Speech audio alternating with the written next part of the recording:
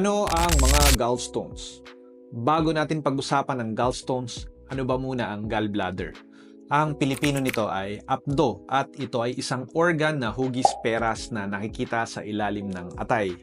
Konektado ito sa atay at bituka sa pamamagitan ng mga bile ducts. Trabaho ng gallbladder na mag-imbak at mag-concentrate ng bile, isang greenish-brown fluid na pinuproduce sa atay. Mahalaga ang bile sa pag-digest ng mga matatabang pagkain at sa pag-absorb ng fat-soluble vitamins. Ang gallstones o mga bato sa apdo ay mga solid concretions na namumuo sa loob ng gallbladder. 80% ng gallstones ay gawa sa kolesterol.